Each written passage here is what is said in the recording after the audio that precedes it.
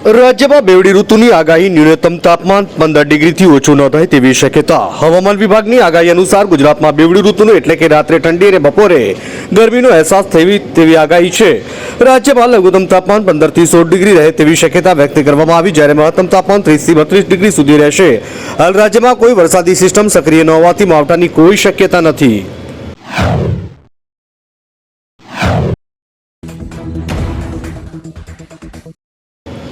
अभिनेता गोविंदा ने हॉस्पिटल में दाखल कराया, घरे अचानक थया था बेहोश। अभिनेता गोविंदा ने मुंबईना जुहू स्थित क्रिटिकल केर हॉस्पिटल में दाखल करवामां આવ્યા છે। તેમના મિત્ર અને કાનૂની સલાહકાર લલિત બિંદલે મંગળવારે રાત્રે આની પુષ્ટિ કરી। 61 વર્ષીય અભિનેતા તેમના નિવાસસ્થાને બેભાન થઈ ગયા બાદ તેમને તાત્કાલિક હોસ્પિટલ લઈ જવામાં આવ્યા હતા।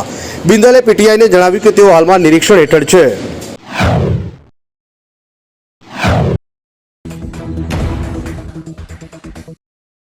गृहमंत्री अमित शाह गुजरात आवशे। મહેસાણા અમદાવાદના કાર્યક્રમમાં આપશે હાજરી। કેન્દ્રીય ગૃહમંત્રી અમિત શાહ આજે રાત્રે ગુજરાત આવશે। તેઓ 13 નવેમ્બરે મહેસાણા અને અમદાવાદ વિવિધ કાર્યક્રમમાં હાજરી રહેશે। મહેસાણામાં તેઓ દૂધસાગર ડેરીના કાર્યક્રમમાં ઉપસ્થિત રહેશે, તેમજ મોતીભાઈ ચૌધરી સૈનિક સ્કૂલનું ઉદ્ઘાટન કરશે અને બોરિયા વીમા ઓર્ગેનિક પ્રોસેસિંગ પ્લાન્ટનું લોકાર્પણ કરશે। અમિત શાહ અમદાવાદમાં ઇન્ટરનેશનલ બુક ફેરને પણ ખુલ્લું મૂકશે।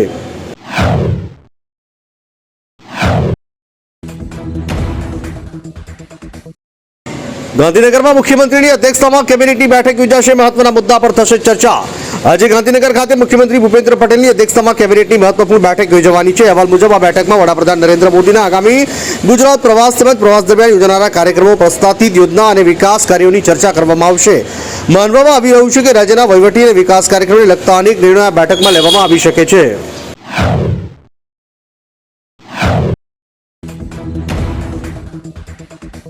બટાકા અને ડુંગળી સાથે રાખવાથી થાય છે આ નુકસાન, કારણ ચોંકાવનારું। નિષ્ણાતોના મતે બટાકા અને ડુંગળીને એકસાથે સંગ્રહિત કરવાથી તેની ગુણવત્તા અને તાજગી પર નકારાત્મક અસર પડે છે, કારણ કે બંને ભેજ અને વાયુ પ્રત્યે સંવેદનશીલ હોય છે। ડુંગળીમાંથી નીકળતો ઇથિલિન ગેસ બટાકાને અંકુરિત કરી શકે છે, જેના કારણે સોલેનાઇન અને ચોકોનાઇન જેવા ઝેરી સંયોજનો બની શકે છે। આવા બટાકા ખાવા હાનિકારક બની શકે છે।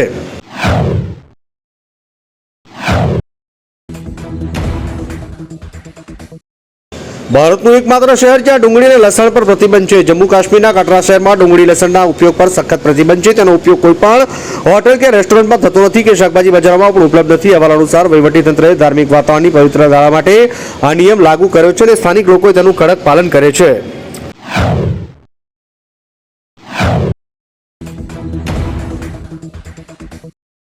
ગોધરામાં એક સ્ક્રેપ યાર્ડમાં ભીષણ આગ લાગી। પંચમહાલના ગોધરા શહેરમાં દારૂણિયા રોડ પર આવેલા એક સ્ક્રેપના યાર્ડમાં ભીષણ આગ લાગવાની ઘટના બની। આ દુર્ઘટનામાં એક સાથે બિનઉપયોગી 5 થી વધુ સ્ક્રેપ કારો આગની ચપેટમાં આવી ગઈ, જેને પગલે સમગ્ર વિસ્તારમાં દોડધામ મચી ગઈ। સ્ક્રેપ કારોમાં આગ લાગવાને કારણે ધુમાડાના ગોટે ગોટા દૂર સુધી દેખાયા। આગ લાગવાનું ચોક્કસ કારણ હજુ સુધી અકબંધ છે।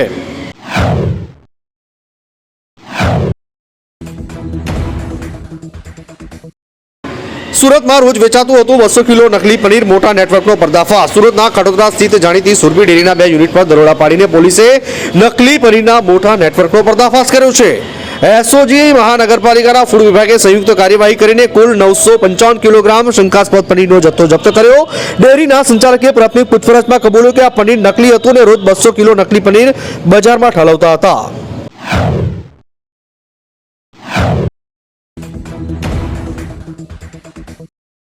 પેસિફિક મહાસાગરની સિસ્ટમથી ગુજરાતના વાતાવરણમાં આવશે ફેરફાર।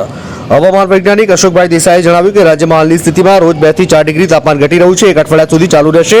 19 તારીખ પછી આવી રહેલી સિસ્ટમો તેની અસર કરશે, જેથી તાપમાનમાં ફરી ફેરફાર થશે। તેમણે કહ્યું કે પેસિફિક મહાસાગરમાં 2 સિસ્ટમ સર્જાઈ છે, જેની અસર બંગાળની ખાડી અને અરબ સાગરમાં થઈ શકે છે, પરંતુ વરસાદની શક્યતા નહીવત છે।